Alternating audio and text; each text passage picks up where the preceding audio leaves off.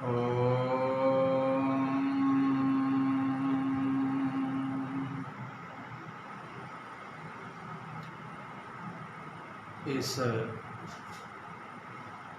Facebook के माध्यम से जुड़े हुए सभी मित्रों को वैदिक अभिवादन, सादर नमस्ते। हम गत दिनों से वेद स्वाध्याय प्रवचन श्रृंखला के माध्यम से प्रतिदिन किसी एक मंत्र पर विचार कर रहे हैं, चिंतन कर रहे हैं। आज की श्रृंखला में जो मंत्र है वो यजुर्वेद का है और ये मंत्र प्राय हम यदि आप दैनिक अग्निहोत्र करते हैं तो इस मंत्र का प्रयोग या इस मंत्र का वाचन समेधा आधान के समय किया जाता है। जब यजमान 3 समेधाएं 4 मंत्रों के साथ बोलकर वेदी में समाहित करता है, आहूत करता है, तो उसी प्रकरण से आज एक मंत्र उठाया गया है जिसमें यज्ञ की महिमा को, यज्ञ के महत्व को, ये यज्ञ वेदी हमारे जीवन में स्थापित हो जाए, घर में हम इस वेदी को स्थापित कर लें, इस भाव को इस मंत्र में बताया गया है। मंत्र आप सभी का परिचित है। ओम समेधाग्निं धुवस्यतघ्रितैर्बोधयता तिथिम् अस्मिन् हव्याजुहोतना। यजुर्वेद का मंत्र है। इस मंत्र के शब्दों का अर्थ है, पहला शब्द है समेधा, कि हम यज्ञ कुंड में सबसे पहले पीपल, बड़ आदि की लकड़ियां, समेधाएं रखकर अग्नि का दुवस्यत सेवन करो, अर्थात जलाओ। और फिर उसमें क्या करो? घृते, गाय का घी से बोधयत उस अग्नि को और तीव्र करो। और आगे कहा अतिथिम, जो अतिथि के समान आदर करने योग्य है। अस्मिन, उस अग्नि में हव्या, अनेक प्रकार के दिव्य औषधियों से निर्मित जो सामग्री को आजुहोतना, अच्छी प्रकार से जलाकर यज्ञ करो। ये इस मंत्र के शब्दों का अर्थ है। तो इस मंत्र में यज्ञ की महिमा दर्शाई गई है, बताई गई है। तो सबसे पहले कहा कि वेदों में अग्नि तत्व की महिमा बहुत दर्शाई है, अग्नि तत्व, और उसका अनेक प्रकार से उपयोग लेने का विधान भी किया गया है। अग्नि बहुत काम की है और हमारे जीवन में हम देखते हैं कि अग्नि से हम भोजन बनाते हैं, अग्नि से ही भवन बनाना, कल कारखाने लगाना, जलयान, वायुयान, भूमियान, अनेक प्रकार के यंत्र का निर्माण और संचालन अग्नि से होता है, या उसका लाभ, अग्नि से लाभ हम उठाते हैं और इन यंत्रों का प्रयोग करते हैं। वहाँ पर पर्यावरण की शुद्धि के लिए यहाँ अग्निहोत्र करने का विधान किया गया है। और आजकल तो महती आवश्यकता है। लोग मुसीबत में किसी बात को स्वीकार करते हैं, सुख में तो चलते रहते हैं। जब दुख कहीं आता है तब जाकर हम उस सत्य पथ के गामी बनते हैं। तो अग्निहोत्र करने का विधान, यज्ञ करने का विधान शास्त्रों ने सृष्टि के आदि में परमात्मा ने उपदेश दिया। ऋषियों ने उस प्रणाली को अपनाया, आगे बढ़ाया। तो उस यज्ञ करने का जो विधान है वो अनेकत्र विधान आता है शास्त्रों में, कई जगह। तो इस मंत्र में आज यही बताया गया है। तो अग्निहोत्र एक भौतिक रसायन प्रक्रिया है, वैज्ञानिक प्रक्रिया है। ये कर्मकांड भी व्यवहारिक है। तो यज्ञ, जिसमें हम जो यज्ञ कुंड लेते हैं वो उल्टे पिरामिड के आकार का होता है।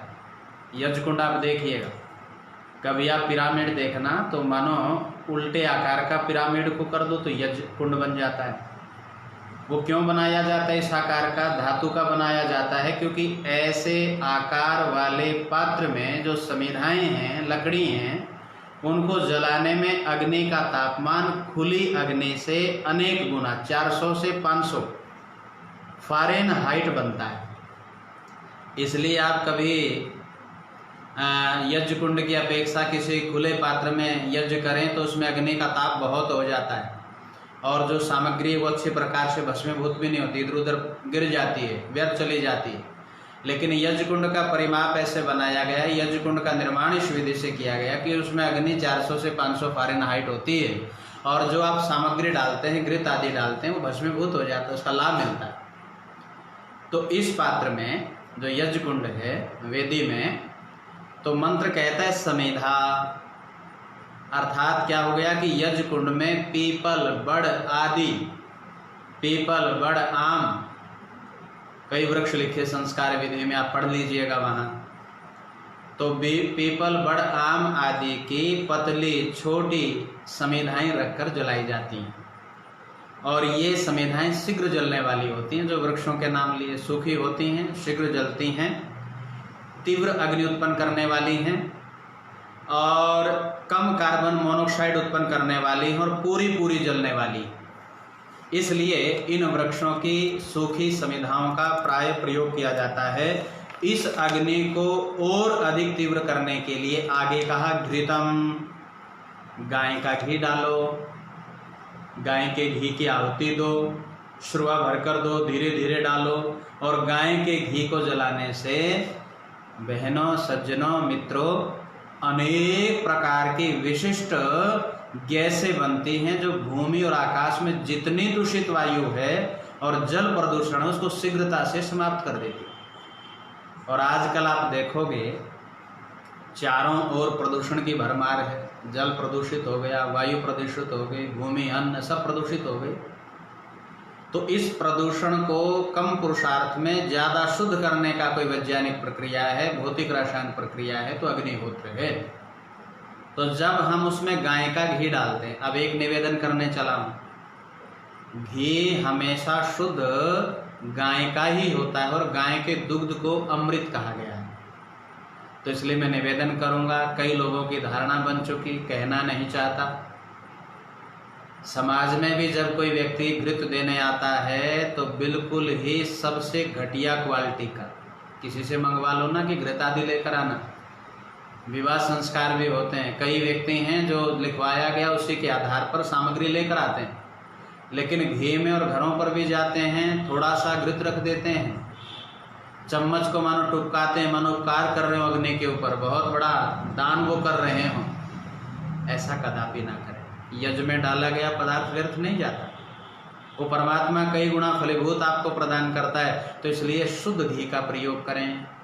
तो यहाँ का घृतम, गाय के घी की आहुतियाँ दें, उसी से विशिष्ट गैस बनेगी। और जो अन्यत्र तरीके से, गलत तरीके से जो बाजार में घी मिलता है जिसको हम घृत नाम दे देते हैं, वो घी भी होता नहीं। तो उससे यदि हम यज्ञ करेंगे तो कोई लाभ आपको होने वाला है नहीं। यहाँ गाय के घी का विधान है। और समेधाएं जो मैंने बताई, जिन वृक्षों की शीघ्र जलने वाली, कम कार्बन मोनोऑक्साइड देने वाली, तीव्र अग्नि उत्पन्न करने वाली, ऐसे समेधाओं का, ऐसे लकड़ियों का छोटे छोटे रूप में हम प्रयोग करें।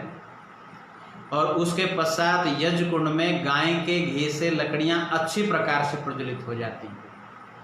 तब अग्नि में 4 प्रकार के पदार्थों से बनी सामग्री घर पर बना सकते हैं, अन्यथा जो हमारी गायत्री महिमा आदि या पतंजलि आदि कई लोगों ने, और हमारा दर्शन योग महाविद्यालय से भी कई गुरुकुलों ने भी इसका बहुत सुंदर निर्माण किया है। तो अच्छी सामग्री, तो हव्य सामग्री में गिलोय आदि रोग नाशक औषधियाँ होती। तो पहला पदार्थ है रोगनाशक पदार्थ, उसमें डले हैं। केसर, कस्तूरी, अगर तगर सुगंधित वस्तु हैं, तो सुगंधित पदार्थ हो गए, 2 हो गए। रोगनाशक पदार्थ मिलाए सामग्री में, जिसमें गिलोय आदि आ गया, और जो केसर, कस्तूरी, अगर तगर हैं ये सुगंधित हैं, ये सुगंधित वस्तु हैं। और तीसरा जो खजूर है, गुड़ है, किशमिश है, ये मधुर हैं, इनको कूट पीस कर मिलाकर बनाई जाती है। तो इस प्रकार से 40-50 प्रकार की औषधियाँ अब समय नहीं है मैं विस्तार से बताऊं, क्योंकि मंत्र अल्प समय में हमें पूरा करना है। तो 40 से 50 प्रकार की औषधियाँ, जड़ी बूटियाँ, वनस्पतियाँ, फल फूल, कंद, अन्न से बनी सामग्री को तीव्र अग्नि में जलाने से अनेक प्रकार की गैसों का निर्माण होता है, अनेक प्रकार की। और मैंने पिछले दिनों भी कहा था, दुनिया का सबसे पहला सैनिटाइजर यदि कोई है तो यज्ञ है, हवन है। इसलिए उसको करो, करवाओ। प्रातः काल का यज्ञ मानो 24 घंटे के लिए पूरे घर को सैनिटाइज कर देता है, क्योंकि 4 प्रकार के पदार्थ आपने डाले, सुगंधित वातावरण हो गया, रोगनाशक हो गया, पौष्टिक हो गया, मधुर हो गया। तो ये इस प्रकार से जो औषधियाँ इसमें कूट पीट कर मिलाई जाती हैं तो अनेक गैसों का निर्माण होता है, और वैदिक भाषा में इसको भेषज वायु कहा जाता है। पूरी वायु शुद्ध हो जाती है, और उसमें जो श्वास लेते हैं और शुद्ध वायु हम देते हैं, कितना बड़ा दान है। यज्ञ एक परिवार कर रहा है और उसका लाभ सैकड़ों परिवारों को मिल रहा है। तो इसलिए ये गैस सूर्य की किरणों के माध्यम से आकाश में ऊपर उठती हैं और जितनी प्रदूषित वायु ऊपर है और पानी को शीघ्र शुद्ध कर देती। वायु और पानी ये जीवन के मुख्य दो आधार हैं। और एक अन्न, चाहे गरीब हो, अमीर, इस देश में रहता हो, प्रदेश में रहता हो, विदेश में रहता हो, विश्व के किसी कोने में रहता हो, वायु जल अन्न तीनों शुद्ध चाहिए यदि आपको जीवन स्वस्थ जीना है और लंबी आयु का जीवन जीना है। तो अग्निहोत्र से वायु पानी के शुद्ध होने से भूमि शुद्ध बनती है। भूमि के शुद्ध होने से उसमें जो होने वाले अन्न हैं, साग सब्जी हैं, फल हैं, फूल है, कंदमूल हैं, औषधियाँ आदि शुद्ध होते हैं। और जब हम इनको खाते हैं तो हमारी धातुएं शुद्ध होती हैं। देखो आप कभी जो प्राकृतिक रूप से हमें अन्न प्राप्त होता है पुरुषार्थ पूर्वक, जिसमें खाद आदि रासायनिक प्रयोग नहीं किया गया, आप उसको खाकर देखिए, हल्कापन लगता है। और आजकल तो घिया भी इंजेक्टेड मिलती है, इंजेक्शन वाली, उसको कितनी बार सीटी मरवा लो तब तक नहीं गलती वो, क्योंकि हमारा शुद्ध अन्न नहीं रहा। और यदि खाद्यान्न शुद्ध नहीं है तो धातुएं शुद्ध नहीं बनेंगी। तो यज्ञ से हमारा जल, वायु, भूमि की शुद्धि से अन्न शुद्धि हो जाती है, अन्न शुद्धि से मन और शरीर हमारा शुद्ध हो जाता है। तो ये विधान इस मंत्र में कहा गया। तो जब हम धातुओं के शुद्ध होगा तो मनुष्य का जो मन है, बुद्धि है, अंतःकरण है, वो पवित्र हो जाएगा। इसलिए हमारे शास्त्रों में प्राचीन उपदेशक कहा करते थे, जैसे खाओगे अन्न वैसा होगा मन। अन्न से विचार बनते हैं और विचारों से व्यवहार बनता है, ऐसे व्यक्ति कर्म करता है। तो शुद्ध अन्न से हमारा मन, बुद्धि, अंतःकरण पवित्र हो जाता है, सात्विक बनते हैं। और जब ये अंतःकरण पवित्र होते हैं तो मनुष्य का आत्मा ठीक विचरता है, ठीक बोलता है, ठीक कर्म करता है। और अपवित्र होने से गलत विचारता है, गलत बोलता है, गलत करता है। पापी भी मनुष्य हैं और धार्मिक भी मनुष्य हैं, अच्छे लोग भी हैं, बुरे लोग भी हैं कर्मों से। तो इसलिए वैदिक जीवन में प्रातः काल, सायंकाल दोनों समय अग्निहोत्र करने का विधान है। ये मंत्र कह रहा है जो अभी बोला। और जो बाद में जुड़े हैं वो कृपया इस प्रकरण को सुन ले। में ये जो मंत्र है इसमें यज्ञ की महिमा दर्शाई गई है, बताई गई है। तो इसलिए एक कड़वी बात कह देता हूँ, कई लोगों ने सुनते सुनते वर्षों बिता दी। हमारे समाज के उत्सव में जाते हैं, कई बुजुर्ग व्यक्ति मिलते हैं, वही पुराने मिलते हैं, कई वर्षों से मिल रहे हैं। और जब उनसे पूछा जाता है कि अग्निहोत्र करते हैं तो प्राय आर्य लोग जो जय कार्य लगाते हैं, सत्संगों में जाते हैं, सुनते तो बहुत रहे लेकिन व्यवहार में नहीं अपना पाए, तो सुने सुनाए का फिर क्या लाभ। और जिसने कम सुना लेकिन व्यवहार में अपना लिया, तो कम सुना हुआ भी हमारे जीवन को उन्नत बनाता है और अंत में प्रायश्चित नहीं, अंत में आत्मग्लानि नहीं होगी। आप यदि जीवन की यात्रा पूर्ण होगी तो प्रसन्नता से जो व्यक्ति दोनों समय अग्निहोत्र करता है। भाई मेरे पूज्य गुरुदेव आचार्य बलदेव जी महाराज, जिन्होंने बहुत सारे विद्वान, स्वामी रामदेव, आचार्य आर्य नरेश, हमारे ज्ञानेश्वर जी, हमारे आचार्य सत्यजीत जी आदि आदि, इस श्रृंखला में बहुत सारे विद्वान जो इसमें वर्तमान में बहुत कार्य कर रहे हैं, उसमें आचार्य जी का प्रताप और पुरुषार्थ नजर आता है। तो एक बहुत सुंदर बात, जब हम गांव में प्रचार यात्राओं में गुरुवर के साथ चला करते थे तो अग्निहोत्र की इतनी महिमा बताते थे कि भाई अग्निहोत्र करने से तो जीवन ही तर जाता है। तो शास्त्रों में दोनों समय अग्निहोत्र करने का विधान है। और दैनिक हवन करने में तो माताओं सज्जनों, मात्र यदि आप कभी रूटीन में करते हो, कई यज्ञ प्रेमी बैठे हैं, हमारे नरेश आर्य जी बैठे हैं जो प्रतिदिन यज्ञ करते हैं, यज्ञदत्त आर्य जी हैं, अन्य भी लोग होंगे जो यज्ञ करते होंगे, और श्रुति माता जी बैठी हैं तो उनका भी हम स्वागत करते हैं। हमारी मीनू बहन जी हैं, राम जन्म शास्त्री जी हैं। तो कह रहा था मैं, यदि हम दैनिक यज्ञ विधि पूर्वक करते हैं तो 15 से 20 मिनट में, अच्छा यदि कोई लोग में आपत्ति नहीं करता, किसी पर कोई आक्षेप नहीं करता, जो हमारे सनातनी भाई मंदिर में जाते हैं, पूजा अर्चना करते हैं, दीप नैवेद्य करते हैं, उतना ही समय घर से मंदिर में जाने में, घंटी आदि बजाने में, या जो भी वो जो वहाँ का जो उनकी विधि है, पद्धति, उसका पालन करते हैं, वहाँ पर भी आधा घंटा लग जाता है, घर पे आने जाने में, फूल इत्यादि चयन करने में, वहाँ उनको अर्पण करने में। और हमारी विधि तो 15-20 मिनट का कार्य है। आपके पास सामान तैयार हो, प्रतिदिन आप यज्ञ करते हो, आपकी विधि विधान संपूर्ण हो और आपकी पारंगता हो गई हो, तो 15 से 20 मिनट में हमारा दैनिक अग्निहोत्र पूरा हो जाता है। 15-20 मिनट का समय लगता है, और इस अल्प समय में अल्प सा व्यय होता है, अल्प समय वाली छोटी सी रासायनिक प्रक्रिया होती है, और हजारों घन मीटर वायु आप शुद्ध कर देते हैं। इतना बड़ा पुण्य कर्म अर्जित हो जाता है। यदि आप अग्निहोत्र करते हैं तो निश्चित रूप से जाने, मैं कह रहा हूँ, और कई जगह प्रकरण भी हैं कि हमें, अरे कम से कम ये भौतिक और आध्यात्मिक जीवन इतना उन्नत बनेगा, जो यज्ञ करता है वो कभी कमी नहीं रहती।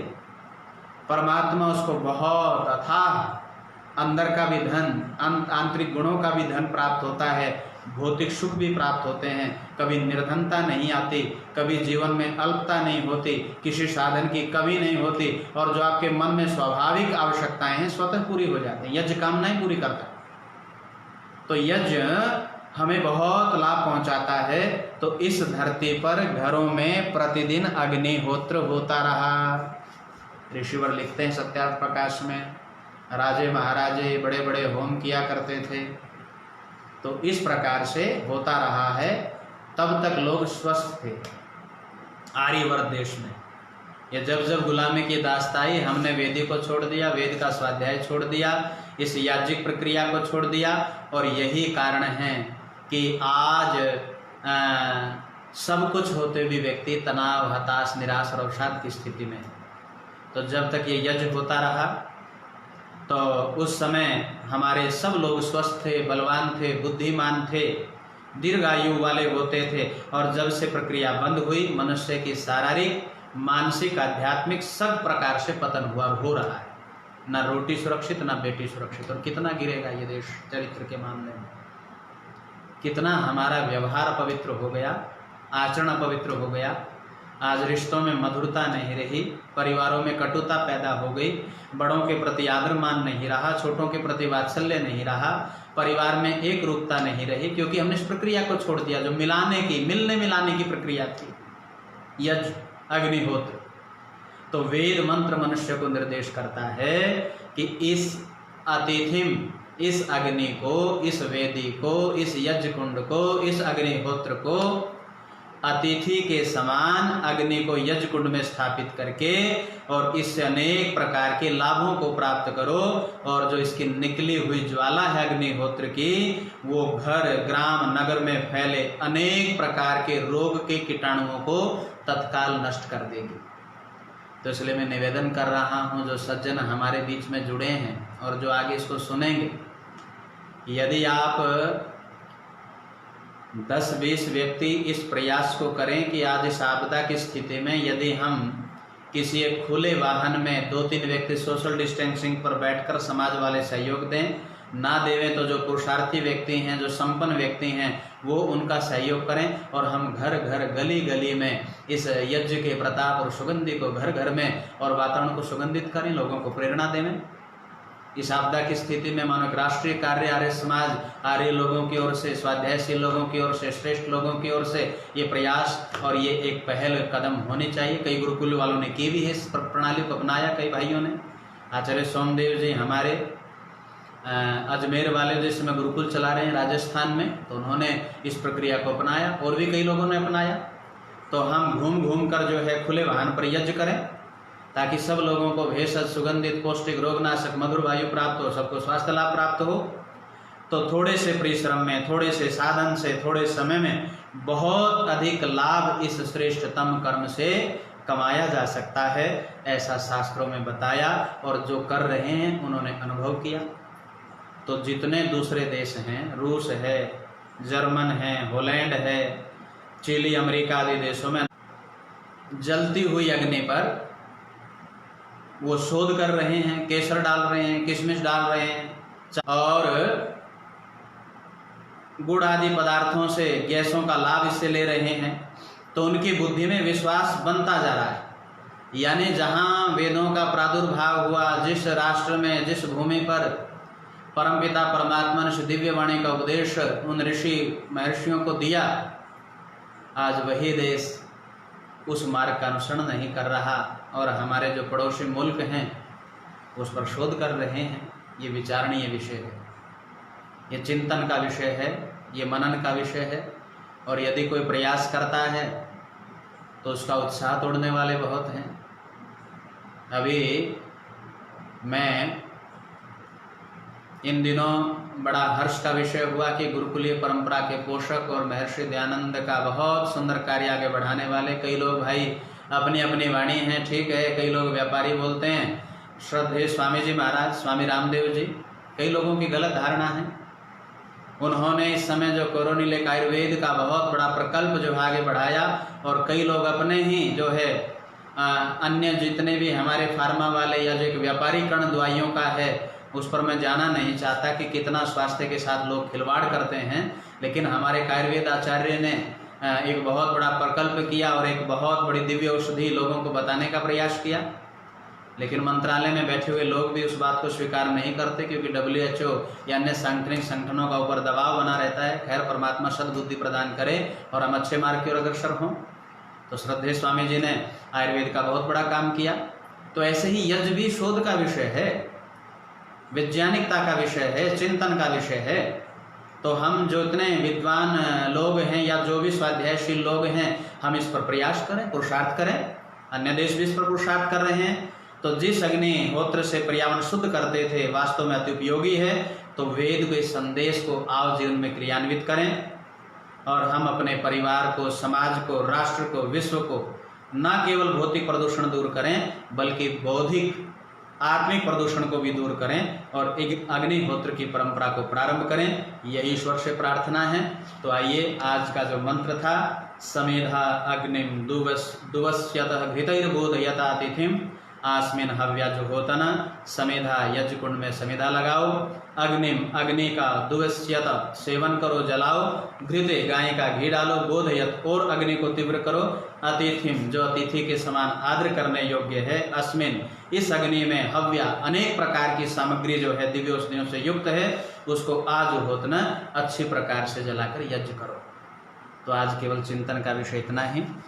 आज यजुर्वेद के एक मंत्र पर, जिसमें यज्ञ की, अग्निहोत्र की महिमा को बताया गया, दर्शाया गया, आज वो चर्चा, परिचर्चा, वो संवाद आज आपके बीच में साझा किया है। तो जितने मानवभाव आज जुड़े हैं उन सब का हार्दिक अभिनंदन। हमारे श्रद्धेय आदरणीय श्री यजदत्त आर्य जी कह रहे हैं कि आचार्य जी मात्र 20 मिनट ही लगते हैं। देखो, जो स्वाध्यायशील हैं, यज्ञ प्रेमी, उन्होंने कह दिया मात्र 20 मिनट लगते हैं दैनिक अग्निहोत्र में। तो अल्प सा समय है, व्यय है और बहुत बहुत बहुत लाभ है, जिसको वाणी से कहा नहीं जा सकता, अनुभव का विषय है। तो इसलिए इस यज्ञ को अपनाएं, अग्निहोत्र को अपनाएं, औरों को प्रेरणा दें। और अंत में पुनः निवेदन, इस जो है संदेश को आप आगे प्रेषित करें ताकि औरों को भी लाभ मिले। तो आज जितने भाई जुड़े हैं सबका हार्दिक अभिनंदन, वैदिक अभिवादन, सबको सादर नमस्ते। सदा रहो हंसते हंसते और चलो भलाई के रास्ते। अब वाणी को विरमित। ओम शम।